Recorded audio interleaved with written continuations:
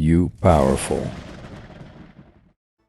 Well, isn't that what worthiness is? Isn't worthiness vibrational alignment with who I really am, who knows with no question the fullness and the value of who you are? In other words, that is all worthiness is. It's alignment with who you are. A feeling of unworthiness is some deviation of that. That feeling of unworthiness, what's another way to describe the feeling of unworthiness? What does it feel like when you feel unworthy? Give us some emotional words. Depression, shame, disappointment, discouragement, guilt. So what do those emotions mean? All of them. All of those empty feeling emotions mean this thought keeps me empty of who I am because it's bogus. I'm thinking this thought that my inner being won't think about me. So what is there to do? Every feeling of negative emotion means you've separated yourself from who you really are.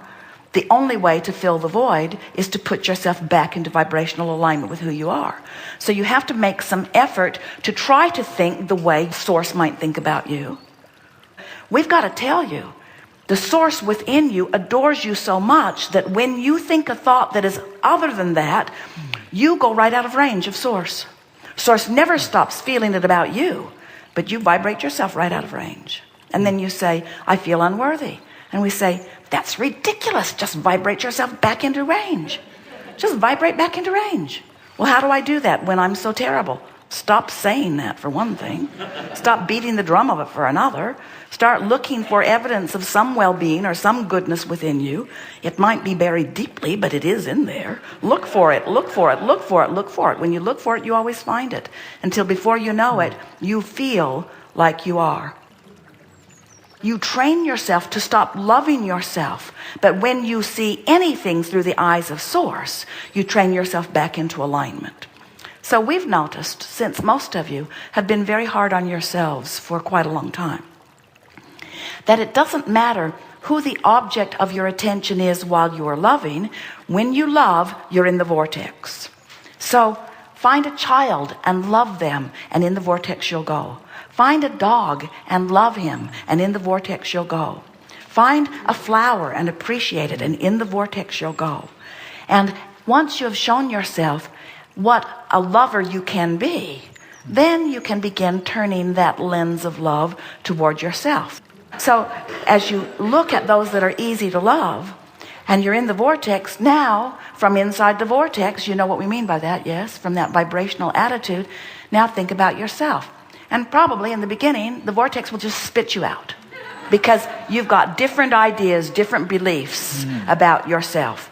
But if you want to be in the vortex enough, you'll get back in. So you think of something that gets you in, and then you introduce things that throw you out. And then you think of something that gets you in, and then you introduce things that throw you out. And before you know it, you will have established a vibration, a stable vibration of love. And when you do, you'll love others. You'll see the best in things. You'll be a vibrational match to what is love.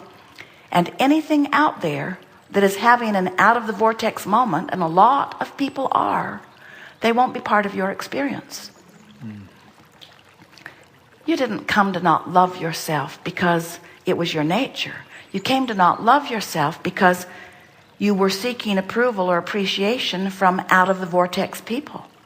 Because at the center of the discussion around worthiness is the discussion of wholeness, of autonomy, of alignment, of being in the vortex, of being who I am, of being a vibrational match to all that I am. Every emotion is about that relationship with that wholeness or that worthiness. Let's call it wholeness.